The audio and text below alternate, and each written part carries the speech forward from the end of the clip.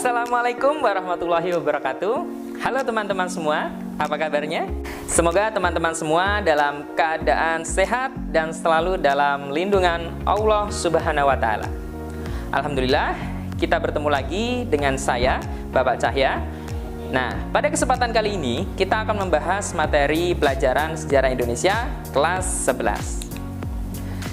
Sebelumnya kita telah belajar mengenai perebutan hegemoni bangsa-bangsa Eropa di Indonesia. Nah, pada video kali ini kita akan membahas strategi perlawanan bangsa Indonesia menghadapi penjajahan hingga abad ke-20. Yang mana sesuai dengan kompetensi dasar pada poin 3.3, yakni menganalisis strategi perlawanan bangsa Indonesia terhadap penjajahan bangsa Barat di Indonesia sebelum dan sesudah abad ke-20. Tujuan pembelajaran kali ini adalah untuk mengetahui strategi perlawanan bangsa Indonesia terhadap penjajahan bangsa Barat di Indonesia sebelum dan sesudah abad ke-20. Nah, baiklah anak-anak, untuk lebih jelasnya, mari simak penjelasan berikut ini. Bab 2. Strategi perlawanan bangsa Indonesia menghadapi penjajahan hingga abad ke-20. Ada beberapa perlawanan di berbagai daerah, baik melawan Portugis ataupun melawan kolonial Belanda. Adapun penjelasannya adalah sebagai berikut. Yang pertama, perlawanan rakyat Aceh. Perlawanan rakyat Aceh dilatar belakangi dengan kedudukan Portugis di Malaka mengganggu perkembangan Aceh. Nah, ada strategi yang dilakukan oleh rakyat Aceh. Yang pertama, melengkapi kapal-kapal dagang dengan senjata, prajurit, dan meriam. Selain itu, mendatangkan bantuan persenjataan, pasukan, dan ahli perang dari Turki. Kemudian, melakukan kerjasama dengan kerajaan-kerajaan lain seperti Demak dan Kalikot. Aceh beberapa kali melakukan serangan terhadap Portugis di Malaka. Pada 1629, pasukan Aceh di bawah Sultan Iskandar Muda melakukan serangan besar-besaran terhadap Portugis. Serangan ini sempat membuat Portugis kewalahan dan harus mengerahkan semua kekuatan menghadapi pasukan Sultan Iskandar Muda. Akan tetapi, serangan Aceh ini belum berhasil mengusir Portugis dari Malaka karena kalah dalam persenjataan. Kemudian perlawanan rakyat Maluku. Faktor penyebab upaya monopoli perdagangan yang dilakukan Portugis. Kemudian, Portugis mencampuri urusan dalam negeri kerajaan Ternate. Untuk mengatasi perlawanan rakyat Ternate yang dipimpin oleh Sultan Hairun, gubernur Portugis di Maluku, Lopes de Mosquita, mengajukan perundingan damai. Akan tetapi, dalam perundingan tersebut, Portugis membunuh Sultan Hairun. Peristiwa pembunuhan Sultan Hairun semakin menyulut kemarahan rakyat Ternate. Bahkan, seluruh rakyat Maluku bersatu melawan Portugis. Nah, ini ada ilustrasi diorama pembunuhan Sultan Hairun di Benteng Castella. Akhir perlawanan, Sultan Baabullah, putra Sultan Hairun, melanjutkan perlawanan rakyat Ternate terhadap Portugis. Benteng Sao Paulo dikepung selama 5 tahun. Akhirnya, pada 1575, Portugis berhasil diusir dari Ternate. Selanjutnya, perlawanan rakyat Maluku. Faktor penyebabnya, praktik monopoli perdagangan rempah-rempah. Selain itu juga campur tangan dalam proses penobatan Sultan Tidore. Nah, ada beberapa peristiwa penting dimulai pada tahun 1635 sampai 1646. VOC harus menghadapi serangan sporadis dari rakyat Hitu yang dipimpin oleh Kaki Ali dan Teluka Besi. Kemudian pada 1650, rakyat Ternate di bawah pimpinan ke Chili Said melakukan perlawanan terhadap VOC. Selanjutnya, pada tahun 1680, Sultan Nuku memimpin perlawanan rakyat Tidore. Perlawanan mendapat dukungan dari seluruh rakyat Maluku. Perlawanan ini berhasil mengembalikan kekuasaan Tidore. Perlawanan rakyat Mataram dilatar belakangi kedudukan VOC di Batavia mengganggu perekonomian Mataram. Selain itu, VOC melakukan monopoli perdagangan. Ada beberapa peristiwa penting, dimulai pada tahun 1628, serangan dipimpin oleh Tumenggung Bahurekso sebagai panglima perang. Pada 22 Agustus 1628, pasukan Mataram berhasil mendarat di Marunda, saat ini sebelah timur Cilincing, Jakarta. Pasukan Mataram membendung Sungai Ciliwung agar benteng VOC kekurangan air. Strategi ini sempat menyebabkan pasukan VOC kekurangan air dan terjangkit wabah penyakit kolera. Serangan Mataram akhirnya menuai kekalahan karena pasukan kelelahan dan kalah persenjataan. Kemudian pada tahun 1629, Sultan Agung menyusun strategi dengan belajar dari kekalahan pertama. Dalam serangan ini, pasukan Mataram berhasil menghancurkan benteng Hollandia dan menerobos masuk Batavia. Akan tetapi, kapal perang VOC berhasil membakar lumbung makanan pasukan Mataram di Cirebon dan Tegal. Serangan kedua juga gagal karena pasukan Mataram kekurangan bahan makanan. Selanjutnya, perlawanan rakyat Banten dilatar belakangi oleh monopoli perdagangan VOC mengganggu aktivitas perdagangan Banten. Jalannya perlawanan. Untuk menghadapi VOC, Sultan Ageng Tirtayasa melakukan pembangunan saluran irigasi dan menjalin hubungan dengan negara-negara lain. Dalam perkembangannya, Banten berhasil mengganggu daerah kekuasaan Belanda hingga tembok kota Batavia. VOC menghasut Sultan Haji dengan mengatakan bahwa Pangeran Arya Purbaya yang akan naik tahta menjadi Sultan Banten menggantikan Sultan Ageng Tirtayasa. Sultan Haji kemudian melakukan perjanjian dengan VOC untuk melancarkan niatnya menjadi Sultan Banten. Akhir perlawanan, Sultan Haji dengan bantuan VOC berhasil merebut tahta Banten. Pada 1683, Sultan Ageng Tirtayasa berhasil ditangkap dan ditawan di Batavia hingga wafat pada tahun 1692. Dalam perkembangannya, Banten hanya menjadi bayang-bayang VOC. Selanjutnya, perlawanan rakyat Makassar dilatar belakangi oleh VOC berupaya menguasai Makassar untuk dijadikan pusat kegiatannya. Perlawanan serangan VOC terhadap Makassar dimulai pada 1634. Rakyat Makassar berhasil mematahkan serangan VOC. Pada 1666, VOC mengerahkan armada yang besar untuk menaklukkan Makassar. Dalam serangan ini, VOC menjalin kerjasama dengan Arupalaka. Akhirnya, pada 1667, Sultan Hasanuddin dipaksa menandatangani perjanjian Bungaya.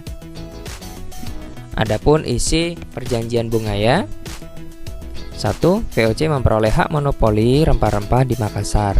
2. VOC boleh mendirikan benteng pertahanan di Makassar. 3. Wilayah kekuasaan kerajaan Gorontalo di luar Makassar menjadi milik VOC. 4. Arupalaka diakui sebagai Raja Bone. Kemudian yang kelima, Makassar membayar seluruh kerugian perang. Selanjutnya, perlawanan rakyat Riau dilatar belakangi upaya VOC menancapkan hegemoni perdagangan di Riau. Strateginya, Sultan Siak berpura-pura berdamai dengan VOC. Perundingan damai antara VOC dan Sultan Siak dilakukan di loji Pulau Guntung. Dalam perundingan itu, Sultan Siak dipaksa tunduk kepada VOC. Sesuai rencana, Sultan Siak memberikan isyarat kepada pasukan Siak yang sebenarnya telah mengepung loji itu. Pasukan Siak segera menyerang pasukan VOC di loji. Pasukan Siak membakar seluruh bangunan loji.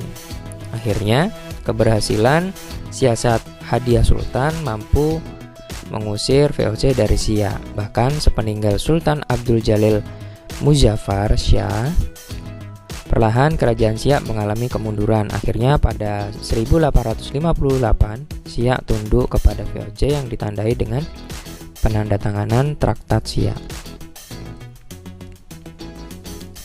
Perlawanan etnik Tionghoa dilatar belakangi VOC berencana memindahkan etnik Tionghoa di Batavia ke Sri Lanka. Nah, ada beberapa peristiwa penting. Dimulai 9 Oktober 1740, warga Tionghoa Batavia mengungsi ke kota-kota pantai utara di Jawa seperti Pati, Rembang, dan Semarang. Para pengungsi membangun kekuatan bersama dengan warga Tionghoa di kota-kota tersebut. Selanjutnya ada Perang Tondano. Dilatar belakangi, rakyat menentang kebijakan Belanda merekrut orang-orang Minahasa menjadi serdadu. Strateginya, Belanda membendung sungai Temberan untuk membanjiri permukiman penduduk Minahasa. Jalannya perang. Perang berlangsung hingga bulan Agustus 1809 dan rakyat Minahasa meraih kemenangan. Nah, mengapa strategi Belanda membendung sungai Temberan justru menjadi senjata makan tuan? Karena air sungai yang meluap mempersulit gerakan pasukan Belanda. Selanjutnya ada Perang Patimura. Dilatar belakangi monopoli perdagangan rempah-rempah, menetapkan pajak tanah yang tinggi, memindahkan penduduk untuk dijadikan tenaga kerja, dan persoalan pelayaran Hongi. Jalannya perlawanan, pada 15 Mei 1817, rakyat Maluku membakar perahu-perahu Belanda. Pasukan Patimura berhasil menduduki benteng Dorstad. Kemudian pada Oktober 1817, Belanda mengerahkan pasukan untuk menangkap Patimura. Kemudian Belanda menawarkan hadiah 1000 gulden kepada siapa saja yang mampu menangkap Patimura dan 500 gulden bagi yang berhasil menangkap tokoh perlawanan lainnya. Pada November 1817, Belanda dapat menangkap Patimura, Anthony Rebok, Thomas Patiwell, dan Raja Tiau. Pada 16 Desember 1817, Patimura dihukum mati di tiang gantungan di Ambon. Selanjutnya, Perang Padri. Dilatar belakangi Belanda mencampuri konflik antara kaum adat dan kaum Padri. Selain itu, Belanda ingin menancapkan hegemoni di wilayah Sumatera Barat. Jalannya perang. Fase pertama, kemenangan berada di pihak kaum Padri. Fase kedua, Belanda menawarkan perundingan damai kepada kaum Padri. Fase ketiga, Belanda menerapkan strategi benteng Stels. Pada 28 Oktober 1837, Imam Bonjol berhasil ditangkap oleh Belanda. Nah, mengapa fase 2 Belanda menawarkan perundingan damai kepada kaum Padri? Karena Belanda harus menghadapi perlawanan Pangeran Diponegoro. Selanjutnya Perang Diponegoro. Latar belakang perang, kehidupan rakyat yang semakin menderita akibat praktik eksploitasi Belanda. Selain itu juga pematokan tanah milik Pangeran Diponegoro di Tegalrejo tanpa izin. Jalannya perang, pasukan Diponegoro menerapkan strategi. Perlawanan Pangeran Diponegoro mendapat dukungan penuh dari rakyat dan para ulama. Akhir perang, Belanda menerapkan strategi benteng Stels. Akibatnya, satu persatu daerah pertahanan Pangeran Diponegoro jatuh ke tangan Belanda. Selain itu, Pangeran Diponegoro ditangkap Jenderal de Kock saat berunding di Magelang. Selanjutnya Perang Puputan. Nah, dilatar belakangi permintaan Belanda kepada raja-raja di Bali untuk menghapus hak tawar karang, mengakui kekuasaan Belanda, dan memberi perlindungan kepada para pedagang Belanda.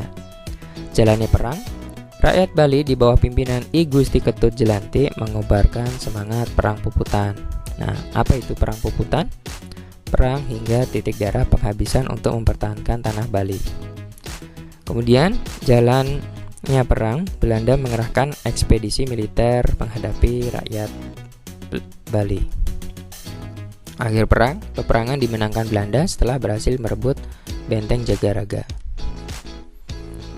Kemudian ada Perang Banjar, dilatar belakangi Belanda yang mulai menguasai berbagai macam perkebunan dan pertambangan di wilayah Kalimantan Selatan. Selain itu, turut campur Belanda dalam kerajaan Banjar dan posisi jabatan kesultanan. Strategi perang, Pangeran Hidayatullah dan Pangeran Antasari menggunakan strategi perang gerilya dengan membuat kerajaan baru di pedalaman dan membangun benteng-benteng pertahanan di hutan. Pangeran Antasari juga menggalang kerjasama dengan Kesultanan Kutai Kartanegara. Akhir perang, setelah Pangeran Hidayatullah tertangkap dan Pangeran Antasari wafat, perjuangan tetap berlanjut dipimpin oleh Gusti Mat Semang, Gusti Acil, Gusti Muhammad Arsyad, dan Antung Durrahman. Oleh pemimpin-pemimpin tersebut, rakyat masih bergerilya dengan sesekali melakukan serangan kepada Belanda sampai awal abad ke-20. Selanjutnya, Perang Aceh. Dilatar belakangi, Belanda membatalkan Traktat London. Kemudian Belanda berambisi menguasai Aceh. Ada beberapa fase jalannya perlawanan. Yang pertama, fase pertama, Belanda meminta Aceh mengakui kedaulatan Hindia Belanda. Sultan Aceh menolak. Maijen Kohler memimpin serangan. Pasukan Aceh berhasil membunuh Jenderal Kohler.